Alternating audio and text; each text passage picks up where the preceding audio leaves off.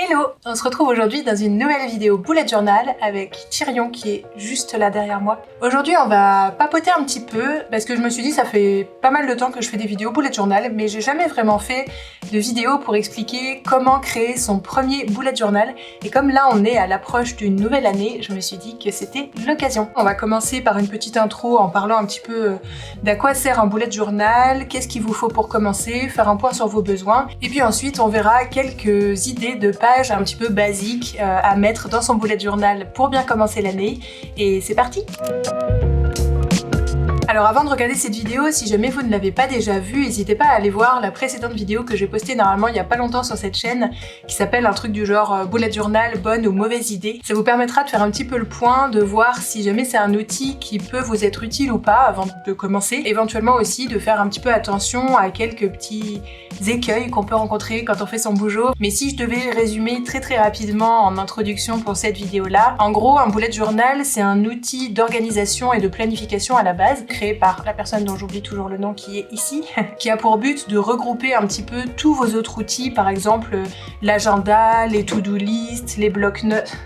Comment petit chat. En gros, c'est vraiment un outil qui a pour but de regrouper tous les autres outils qu'on peut avoir autour de l'organisation en un seul et même carnet. Et je dirais, c'est pas du tout obligatoire, mais c'est aussi un super outil pour les personnes qui aiment les loisirs créatifs, qui aiment dessiner, qui aiment colorier, et pourquoi pas aussi des collages, ou écrire ses souvenirs, faire du journaling et tout ça. Bref, c'est vraiment un outil qui est personnalisable à souhait. Vous pouvez le garder très minimaliste et le plus simple, sobre possible si vous le souhaitez, mais vous pouvez aussi le customiser. L'avantage, c'est que décorer son bullet journal et en faire un petit outil cocooning qui nous fait du bien, qui nous fait plaisir, c'est que ça va aussi aider à rester motivé dans son organisation et sa planification parce que ça va être un outil qu'on va pas uniquement prendre en tant qu'outil de productivité, mais un outil qu'on peut justement étendre à un outil bien-être, feel good. La plupart des personnes l'utiliseront tous les jours, mais c'est pas du tout obligatoire. Et si jamais vous voyez ça dès le départ comme une contrainte ou quelque chose qui va vous bouffer du temps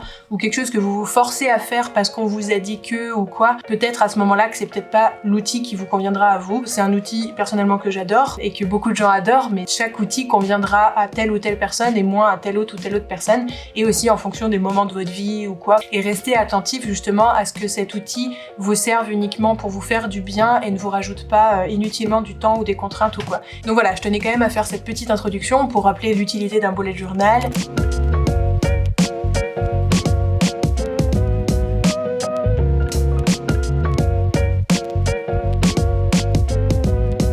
Et c'est trop mignon, il y a un petit rouge-gorge qui vient sur la fenêtre. Bon, forcément, il est parti le temps que j'essaye de vous montrer. Mais trêve d'introduction, passons au deuxième point de cette vidéo. Que vous faut-il pour faire votre bullet journal? Alors, comme je l'ai dit, étant donné que c'est un outil extrêmement personnalisable et adaptable, vous avez besoin en gros d'un carnet, d'un crayon et c'est tout.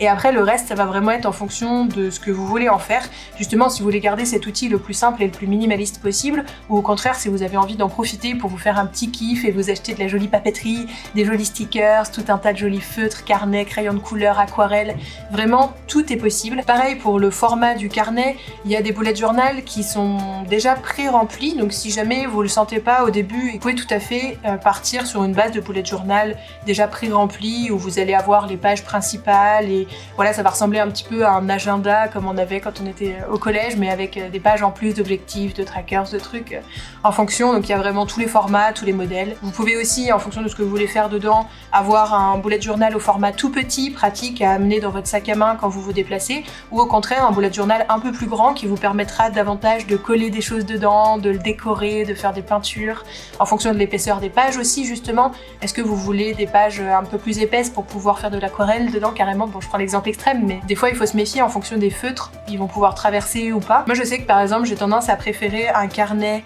qui est 100% vierge, enfin voilà, j'adore la page blanche. J'adore compléter, dessiner dedans comme je veux et tout, donc je déteste être guidée par des lignes ou par des petits points pour tout ça, mais je sais qu'à l'inverse il y a des personnes qui préfèrent parce que ça les guide et que ça leur permet d'avoir des lignes un peu plus droites si jamais vous préférez des lignes bien droites, ou justement des bullet journal qui sont faits avec plein de petits points et comme ça vous pouvez compter. Vous savez que par exemple pour faire tant de cases vous avez besoin de surligner 4 points vers le haut, 5 points vers le bas et vous faire vos petits carrés bien équitables comme ça sans avoir besoin de règles pour tout mesurer. Donc ça c'est vraiment, encore une fois, en fonction des goûts et des couleurs de chacun. Vous pouvez aussi après coller dedans du papier coloré, plus ou moins fin ou épais selon,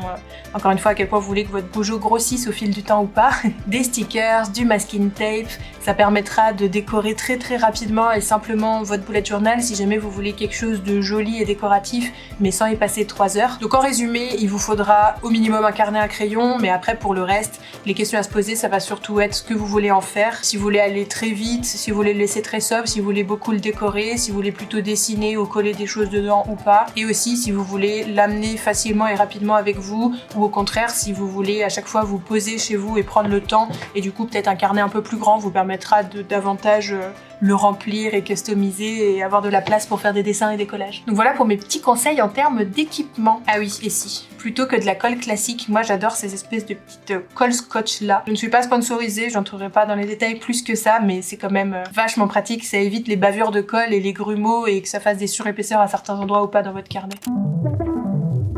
Ensuite, la dernière chose, avant d'entrer dans le vif du sujet et de vous partager des exemples de pages à mettre dans votre bullet journal pour bien commencer, je dirais que le point le plus important, c'est de faire d'abord avec vous-même un point sur vos besoins. Pourquoi allez-vous utiliser ce bullet journal? Tout ne sera pas forcément utile pour tout le monde, et c'est pas grave et c'est même très bien comme ça. Donc faites un point avant de commencer sur pourquoi vous voulez cet outil-là. Est-ce que le but, ça va être uniquement de vous organiser? Si oui, est-ce que ça va être sur des projets en particulier ou sur toute votre vie? Est-ce que ça va être pour un usage pro ou perso ou les deux? Moi je sais que j'aime bien tout regrouper dedans, donc c'est un mélange de tout ça pour moi, mais vous pouvez très bien utiliser le bullet journal uniquement pour une facette de votre vie et ce sera aussi très bien comme ça, mais dans ce cas vous allez peut-être avoir des pages dont vous allez avoir plus ou moins besoin en fonction de tout ça. Donc avant de commencer et de vous lancer et de copier tout un tas de pages trouvées sur internet, réfléchissez, prenez un petit moment, voilà, même pas très long, mais juste pour réfléchir à quoi vous voulez que cet outil vous serve vous, où vous en êtes en ce moment dans votre vie, quelles sont vos envies, quels sont vos besoins, et ensuite en fonction de ça, eh bien, ne réfléchissez pas trop non plus, lancez-vous, et puis de toute façon, chaque mois, vous allez pouvoir faire un point pour savoir quelles pages vous ont été utiles le mois d'avant ou pas, et puis n'hésitez pas aussi à chercher des nouvelles idées de pages tous les mois, et peut-être que vous allez vous dire « Ah ouais, tiens, pour ce mois-ci précisément, je vais rajouter tel suivi d'habitude et telle page d'idées cadeaux par exemple parce qu'on s'approche d'une période où j'ai plein d'anniversaires, enfin j'en sais rien. » Vous allez pouvoir comme ça vraiment chaque mois aussi rester flexible sur vos envies et vos besoins pour le mois d'après, et c'est vraiment ça que j'aime. Forcément si c'est un bullet journal prédéfini vous allez déjà avoir tout un tas de pages dedans, mais c'est pareil, vous ne serez pas obligé de faire toutes les pages tous les mois en fonction de vos besoins à chaque fois. Donc posez-vous la question avant de commencer et ensuite paniquez pas trop, de toute façon vous pourrez refaire un point régulièrement toutes les semaines, tous les mois ou tous les ans sur vos besoins, comment vous l'avez utilisé par le passé et comment vous voulez l'utiliser davantage ou un peu moins à l'avenir.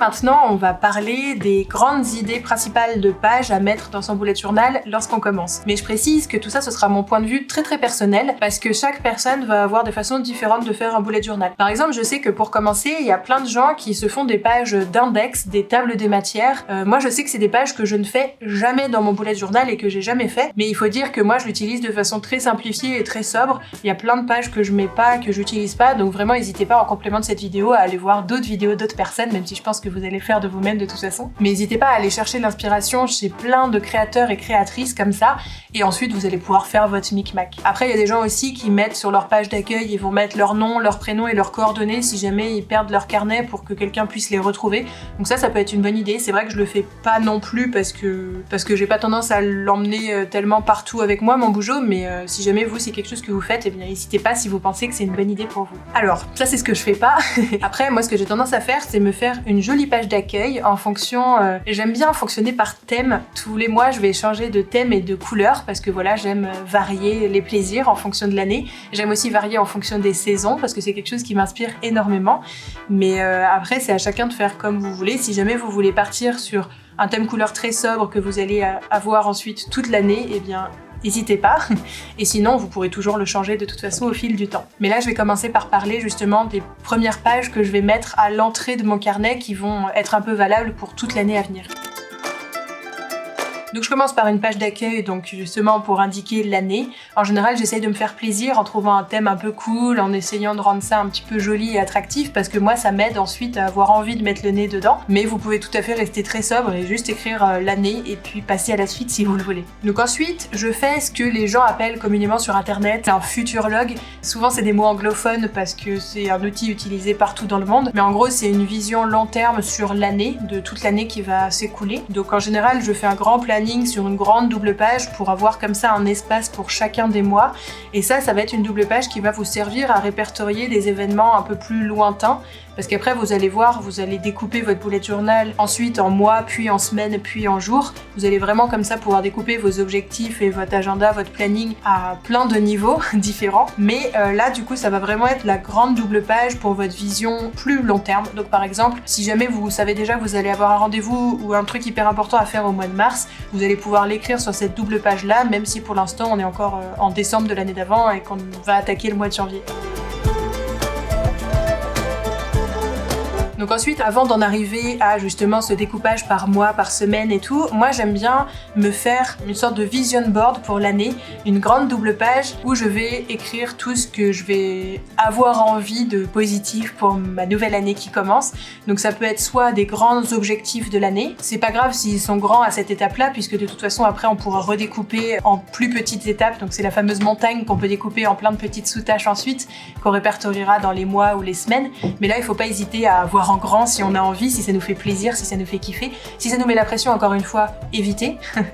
Par exemple, avoir 100 000 bonnes résolutions qu'on ne tiendra jamais, ça fera plus de bien que de mal potentiellement, donc faites aussi attention à ça. Moi j'aime bien avoir un petit peu des envies un peu kiffantes, mais c'est pas forcément des gros trucs. C'est par exemple, l'année prochaine, j'aimerais beaucoup partir en week-end entre copines à tel endroit. Bon bah voilà, vous allez pouvoir l'écrire par exemple ici. Ou si jamais vous utilisez votre Bujo dans un cadre professionnel, ça va pouvoir être par exemple, j'aimerais beaucoup développer cette partie-là de mon activité pour l'année prochaine. Je laisse libre cours à mes envies, mon imagination. Ça peut être des tout petits trucs, tout comme des grands rêves ou quoi. Voilà, moi ça me fait du bien de vider un peu sur papier toutes mes envies et mes idées en tête pour la nouvelle année. Ça peut être aussi une bucket list. Et puis vous verrez ensuite au fur et à mesure de l'année si jamais vous avez envie de revenir sur cette double page pour rajouter des choses, en retirer des choses ou au contraire cocher des choses et vous dire « Ah cool, j'avais envie de faire ça en 2025 et j'ai réussi à le faire donc je suis contente ».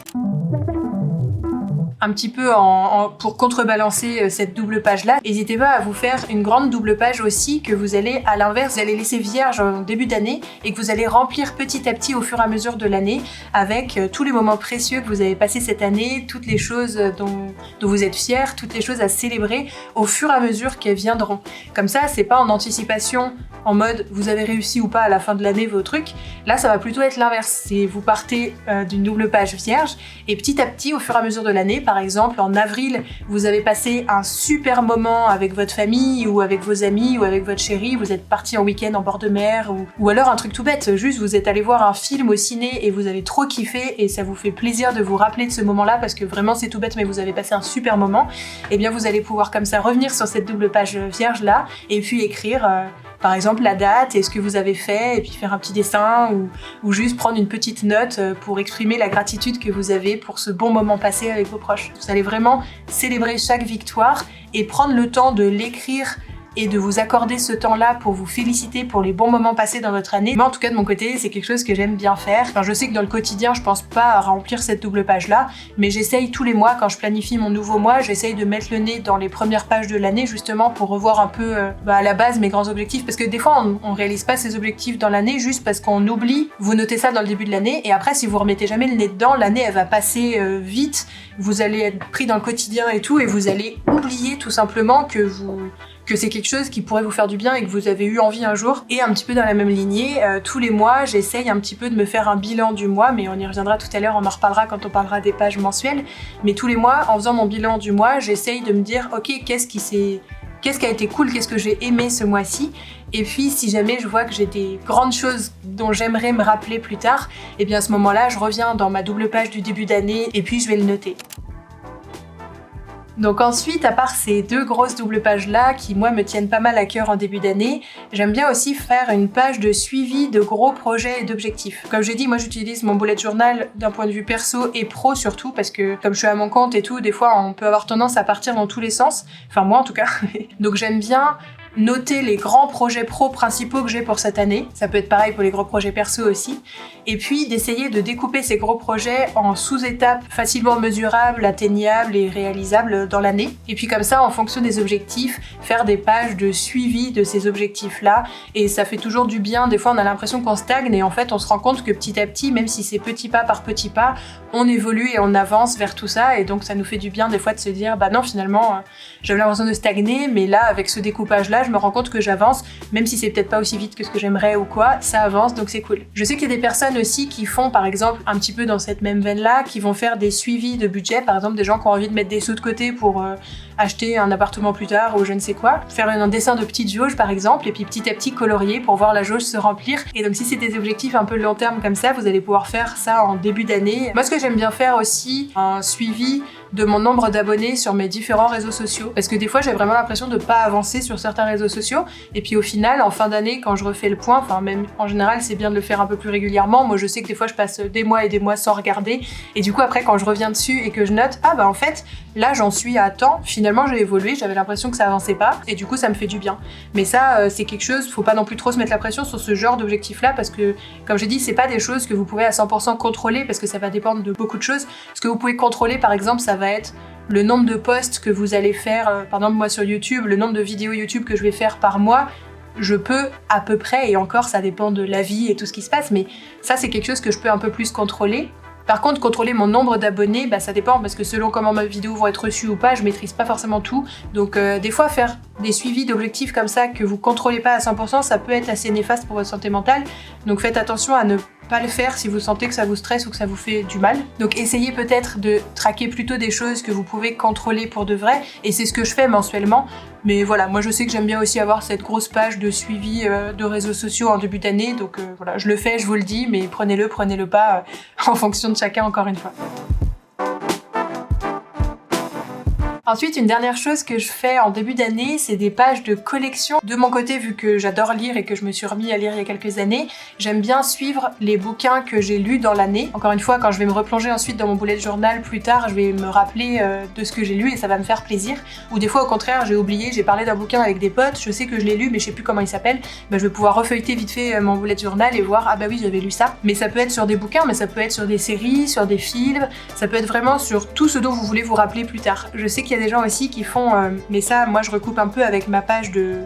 gratitude et de moments précieux de l'année, mais il y a des gens qui vont faire des collections comme ça de tous les bons moments passés avec leurs amis par exemple, ou ce genre de choses, en collant des photos souvenirs et tout un tas de choses. Vous pouvez vraiment créer encore une fois tout ce que vous voulez dans votre bullet journal. Et un petit peu dans la même lignée, donc je vais noter les bouquins que j'ai lus dans l'année, mais je vais aussi noter potentiellement les bouquins qui m'ont été recommandés pour avoir des idées de lecture. Donc si à un moment j'ai envie de lire un truc mais je sais plus quoi lire, et ben je vais regarder dans cette collection de début d'année ce qui m'a été conseillé ou ce que j'avais envie de lire à un instant T mais que j'ai pu oublier au fil des mois. Je vais pouvoir aller piocher comme ça dedans au fur et à mesure de mon année. Encore une fois, faut pas que ça devienne une pression, il faut pas vous dire j'avais noté tout ça en début d'année et j'ai lu que 2 bouquins alors que j'en avais noté 10, c'est pas grave, chacun avance à son rythme, chacun le fait à sa façon. Je me répète beaucoup, j'ai l'impression mais je trouve que c'est important de rappeler parce que vraiment je sais qu'il y a des gens, ils se mettent beaucoup trop de pression pour leur bullet journal alors qu'au contraire, moi je trouve que c'est un outil un peu doudou qui me fait du bien et du coup ça me ferait grandement plaisir que vous aussi, si jamais vous allez vous lancer dans cette aventure-là, j'espère aussi que ça vous fera du bien et que ça ne sera pas l'inverse de bénéfique pour vous. Et pour finir ces grandes pages du début d'année, je laisse aussi en général quelques pages vierges parce que si jamais au cours de l'année vous vous rendez compte que vous avez grave envie de rajouter un truc dans votre bullet journal mais que ça concerne toute l'année et pas juste le mois en cours, vous allez comme ça pouvoir a posteriori le rajouter et ça permet de garder une flexibilité dans votre année et par exemple si après cette vidéo là vous allez en regarder d'autres et que vous allez vous dire ah ouais mais cette personne elle a donné telle autre idée de page et c'est trop bien, du coup comme ça vous allez pas être un peu embêté à vous dire mince j'ai plus de place. Et dans ces grandes doubles pages justement un peu floues pour les idées qui viendront plus tard, j'ai tendance à faire une double page notamment juste pour écrire en vrac tout un tas d'idées, en gros vraiment envie de penser, me libérer l'esprit dès qu'un truc me vient en tête mais que c'est pas forcément pour le mois ou la semaine en cours, hop je vais noter ça là et puis je verrai comment j'organise ça plus tard. Donc voilà pour les grandes pages du début d'année et ensuite on va commencer avec le premier mois qui est en général le mois de janvier, mais si jamais vous commencez votre bullet journal au mois de mars ou au mois de juillet, aucun souci.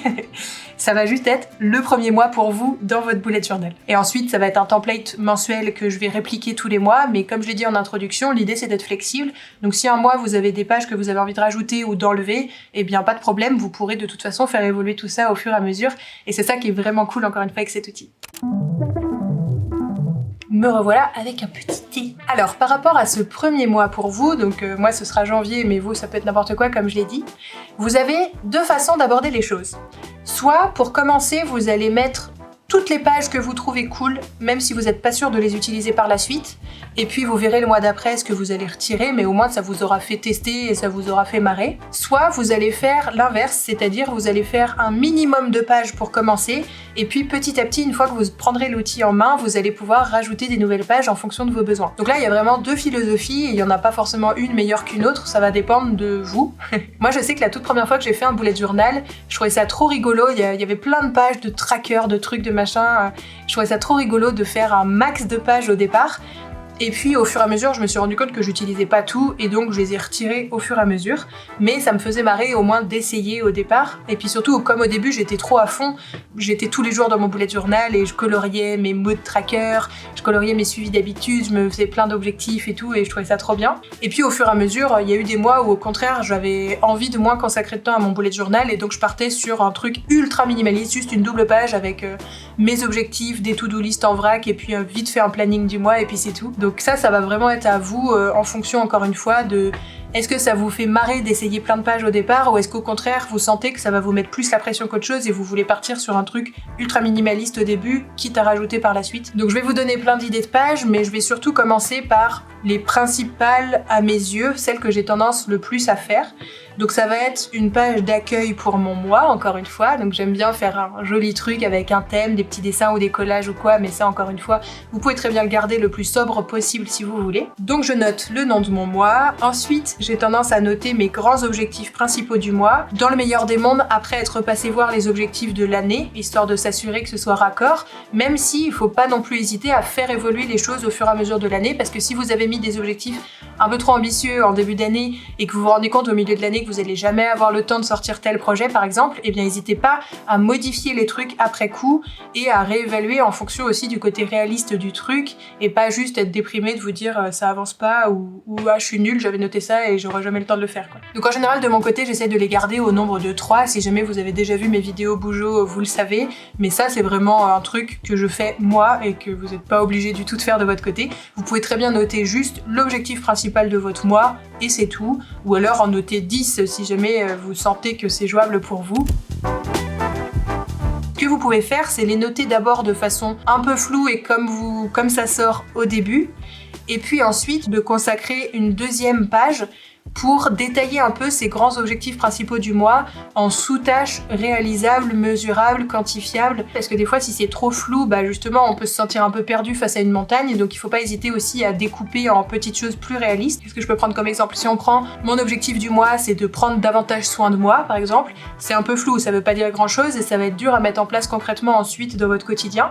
Donc vous pouvez noter ça pour le grand objectif inspirant du mois, pour garder ça en tête et en guideline un peu pour votre mois. Mais il faut pas hésiter ensuite à découper ça en choses beaucoup plus concrètes pour vous. Donc par exemple, si prendre soin de vous, pour vous, ça passe par aller voir votre meilleur ami, par exemple, une fois par semaine minimum, et faire au moins une grande balade en forêt par semaine, découper ça en 2 objectifs comme ça qui vont être beaucoup plus faciles et concrètes à mettre en place ensuite dans votre quotidien. Je dis ça au pif, vous pouvez vraiment mettre ce que vous voulez encore une fois là-dedans. Et si par exemple votre objectif se découpe en une grande balade en forêt par semaine, eh bien ce que vous pouvez faire pour vous encourager à tenir ce truc-là, c'est en début de mois vous faire des trackers, des fameux suivis d'habitude et ce genre de choses. Et là par exemple, vous pouvez donc écrire cet objectif concret-là, vous dire ok, il y a 4 semaines dans le mois, et bien je fais 4 cases et comme ça dès que j'en fais une, hop, je la coche, je la colorie et donc je vois mon projet avancer et ça me fait du bien et ça m'encourage pour tenir ensuite dans la durée ce projet là. Si jamais une semaine vous le faites pas, et bien c'est pas grave, tant pis, vous blâmez pas, vous flagellez pas,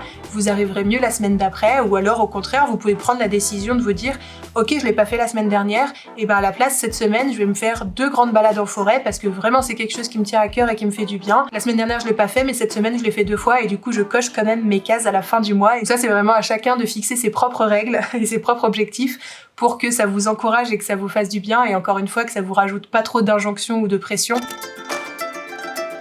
Donc il y a des gens comme ça en début de mois, ils font aussi des mood trackers. Donc ils vont faire par exemple plein de petits dessins, un pour chaque jour du mois, et puis ils vont les colorier avec une couleur différente en fonction de s'ils se sont sentis super bien sur là, s'ils ont été plutôt déprimés ou s'ils ont été plutôt neutres. Donc ça c'est quelque chose que je faisais pas mal au début parce que ça me faisait marrer tout simplement de colorier et que j'aimais bien visuellement à la fin du mois voir tous mes petits dessins coloriés. Et donc honnêtement je le faisais plus pour le fun que pour autre chose, mais ça peut aussi vous aider par exemple si vous sentez qu'en ce moment vous n'êtes pas très bien, ça peut vous aider à vous rendre compte qu'en fait vous allez vraiment pas très bien et que peut-être ce serait le bon moment d'aller ensuite chercher de l'aide histoire que cette situation n'empire pas ou ne traîne pas trop longtemps. Ou au contraire ça peut vous faire vous rendre compte que vous avez l'impression d'être tout le temps un peu déprimé, mais finalement à la fin du mois vous allez voir que pas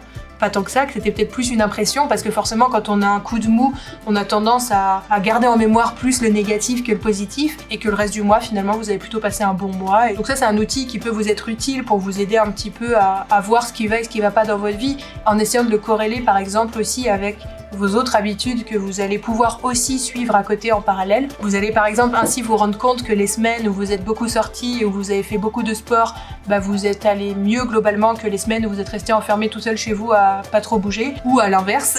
que vous allez vous rendre compte que les semaines où vous alliez pas bien, vous êtes beaucoup sortis, donc peut-être que c'est lié à votre fatigue ou quoi, donc voilà, ça peut vous être utile pour tout ça. Ça peut aussi tout simplement vous être utile juste parce que ça vous fait kiffer de faire des petits coloriages et de voir un joli pattern à la fin avec tout plein de couleurs. Tout comme ça peut ne pas du tout vous être utile et au contraire vous déprimer plus qu'autre chose parce que ça vous rajoute des trucs à faire et que vous avez oublié de le remplir la moitié du mois et que vous trouvez ça triste de pas l'avoir fait jusqu'au bout ou je ne sais quoi. Ça c'est vraiment optionnel, toutes les pages de trackers de suivi d'habitude ou d'humeur ou quoi, c'est vraiment encore une fois en fonction de comment vous le sentez, de si vous pensez que ça peut vous faire du bien ou pas. Vous pouvez essayer au pire un mois, voir ce que ça donne le mois d'après et le supprimer si vous l'utilisez pas. Moi, ce que je fais et ce que je conseille par contre, un petit peu plus indispensable à mes yeux, c'est d'avoir un espace un peu libre où vous allez juste pouvoir vous vider la tête et vider vos pensées, mais un peu en vrac. Donc ça va être par exemple de se dire « Ah mince, ce mois-ci j'ai une tâche administrative à faire, j'ai pas d'impératif de jour ou de semaine en particulier pour la faire, mais il faut absolument que ce soit fait avant la fin du mois. Je peux pas le faire tout de suite, mais il va falloir que j'y pense. » Vous allez le noter dans un coin, comme ça vous êtes sûr de pas l'oublier parce que vous allez régulièrement revenir sur ces pages-là. Comme ça c'est noté, ça vous sort le truc de la tête, mais vous êtes sûr de pas l'oublier. Donc moi ça c'est une page que je conseille de faire et de laisser un peu libre et vierge parce que potentiellement ça peut être tout et n'importe quoi à écrire là-dessus. Genre aller chercher un colis à la poste ou n'importe quoi qui vous passera par la tête. Donc c'est une grosse to-do ou vide pensée un peu en vrac comme ça, qui sera pour tout le mois. Quand vous allez découper ensuite votre mois en semaines, vous allez pouvoir repasser par là et potentiellement piocher en vrac des petits trucs et vous les mettre dans les semaines. Donc soit vous pouvez regrouper ces trucs-là tous ensemble, soit vous pouvez découper en perso, pro ou idées et to-do, ce genre de choses. Ensuite, autre grosse page mensuelle que beaucoup de gens font et qui peuvent aussi vous être utiles, ça va être un gros planning / agenda mensuel. Donc ça va être une double page qui va vous aider à avoir une vision globale sur l'ensemble de votre mois. Donc savoir que par exemple il commence un mercredi, qu'il termine un dimanche, ou qu'il y a 4 ou 5 semaines, enfin que c'est un mois plus ou moins long, plus ou moins à cheval sur plusieurs semaines ou pas. Enfin voilà, moi je sais que des fois ça m'aide d'avoir une vision un peu globale dans le mois et ça m'aide aussi des fois à me rendre compte qu'en fait on est déjà là dans le mois et qu'il me reste encore tout ça à faire. Et que du coup il serait peut-être temps que je réorganise différemment les trucs si je veux à la fin que les objectifs principaux soient atteints par exemple. Ou au contraire ça peut vous aider à vous rendre compte que vous avez encore plein de temps pour faire cette tâche là et que du coup vous allez pouvoir la planifier à plus tard. Donc là ça va être un truc à faire en début de mois. Si jamais vous avez déjà des rendez-vous ou des gros trucs à faire dans votre mois, que vous savez déjà quel jour ça doit être fait ou quoi, vous pouvez directement le noter ici. Et puis toutes les tâches que vous savez pas encore, qui sont pas forcément attitrées à un jour en particulier ou quoi, vous allez pouvoir les laisser de côté, mais avoir une vision un peu globale du mois comme ça peut quand même être utile. Ensuite, vous allez pouvoir passer à la planification à la semaine. Donc une fois que vous avez votre planification annuelle, votre planification mensuelle, vous allez en effet pouvoir redécouper encore tout ça en planification pour la semaine. Donc en faisant votre to-do list mensuelle, il ne faudra pas hésiter à re-regarder votre to-do list ou vos objectifs annuels pour que ça reste un peu raccord. Là ce sera pareil pour votre to-do list de la semaine et vos objectifs de la semaine. Vous allez pouvoir revenir à vos objectifs mensuels et voir lesquels vous allez prioriser cette semaine-là. Donc ça permettra aussi de redécouper en tâches potentiellement encore plus petites et plus faciles à réaliser et plus concrètes pour votre semaine, des choses qui seraient peut-être encore restées un peu floues à l'étape du mois. Ou alors vous dire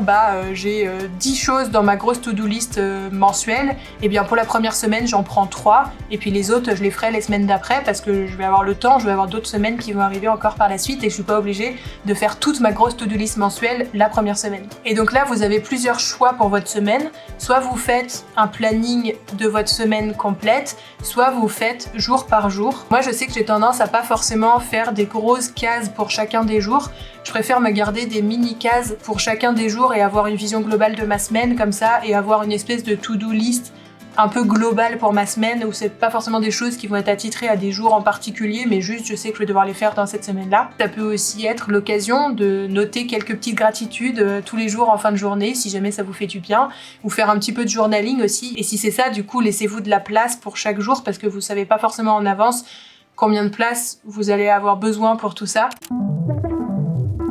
Donc une fois que vous avez découpé en semaines ou en jours ou même en moments de la journée si jamais vous avez envie d'aller encore plus dans les détails, ou après faut pas non plus que ça vous bouffe toute la journée et que vous ayez plus le temps pour faire le reste de votre journée. Les dernières pages que moi j'aime bien faire tous les mois, c'est une page un peu bilan, parce qu'en effet c'est bien de se mettre tout plein d'objectifs, mais ce que je trouve encore plus utile c'est à la fin du mois non pas de se morfondre sur tout ce qu'on n'a pas réussi à réaliser ce mois-ci, c'est pas du tout le but, mais plutôt de faire un petit bilan, genre qu'est-ce qui s'est bien passé ce mois-ci par rapport à mes objectifs, qu'est-ce qui s'est moins bien passé, et surtout de réfléchir à pourquoi. Est-ce que j'ai pas réussi à faire tous mes objectifs parce que j'en avais mis beaucoup trop, et auquel cas il faut pas hésiter à prendre ça en compte pour le mois prochain, et le mois prochain peut-être en enlever un ou deux plutôt que s'éparpiller. Ou est-ce que j'ai pas réussi à tenir mes objectifs parce que je suis tombée malade, et peut-être la fois d'après essayer d'anticiper un peu mieux en se disant bah oui des imprévus ça arrive, donc peut-être encore une fois réduire un petit peu la charge pour le mois d'après. Ou au contraire se dire bah ça s'est super bien passé, au bout de 2 semaines j'avais torché tous mes objectifs, du coup je peux peut-être m'en rajouter un petit peu plus finalement pour le mois prochain et avancer un peu plus vite que prévu dans mes objectifs annuels. Bon, scoop, ça se passe rarement de cette façon-là, mais sait-on jamais. En tout cas, c'est toujours bien de faire un point sur ce qui a fonctionné et ce qui a moins fonctionné, et surtout aussi se rappeler en bilan du mois, quitte à se forcer un petit peu, mais justement pas juste se concentrer sur ce qu'on n'a pas réussi à faire comme on voulait, réussir aussi à faire le point sur ce qui s'est bien passé. Et ça peut être des choses par exemple qui n'étaient pas du tout en lien avec vos objectifs mensuels, un ou une de vos proches qui est venu passer quelques jours chez vous, c'était pas prévu mais ça vous a fait un bien fou et c'était trop cool, et du coup peut-être prendre le temps de se dire ah c'était trop bien, d'y repenser et tout parce que ça fait toujours du bien, et de se dire peut-être bah ça peut être une bonne idée le mois prochain ou même dans 3 mois ou quoi, de se dire bah tiens ça vaudrait le coup d'essayer de réorganiser ce genre de moment parce que franchement c'était trop cool, et donc pourquoi pas essayer de reproduire ça plus souvent à l'avenir parce que ça vous fait du bien. C'est tout aussi important que noter les objectifs qu'on n'a pas réussi à accomplir et le pourquoi du comment. Et si jamais vous avez du mal à remplir cette page là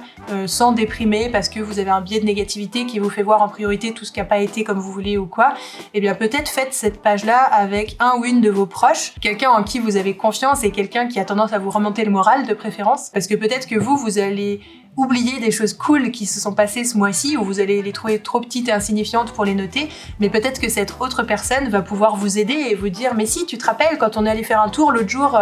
et qu'on a vu des canards, ils étaient trop mignons, franchement c'était trop cool, et bien hop, peut-être que par vous-même vous n'aurez pas pensé à noter ça, mais que là avec votre proche ce sera plus facile à faire pour vous. Je sais que c'est quelque chose qui peut être dur pour certaines personnes, c'est pour ça que je le précise, mais n'hésitez pas, on a tendance à voir le bullet journal comme quelque chose de très solitaire, et honnêtement c'est vrai que moi je le fais moi-même toute seule dans mon coin souvent ou quoi, mais je sais que ce bilan du mois j'aime bien le faire avec mon chéri parce qu'on va pas forcément se rappeler des mêmes choses de notre mois, et que des fois c'est cool justement de mettre ça en commun, et puis des bons moments qu'on aurait partagés ensemble, ça fait du bien aussi de se les rappeler ensemble, et c'est d'autant plus cool. Et puis aussi souvent nos proches, quand ils nous aiment en tout cas et qu'on a une relation assez saine avec eux, ils vont avoir tendance à être plus bienveillants vis-à-vis de nos échecs aussi que nous-mêmes. Encore une fois ça dépend les gens, mais voilà, si jamais ça peut vous aider à rendre ça un peu plus doux, c'est une piste, une idée. Écoutez, encore une fois, prenez ce que vous avez à prendre là-dedans et mettez de côté ce qui ne vous intéresse pas.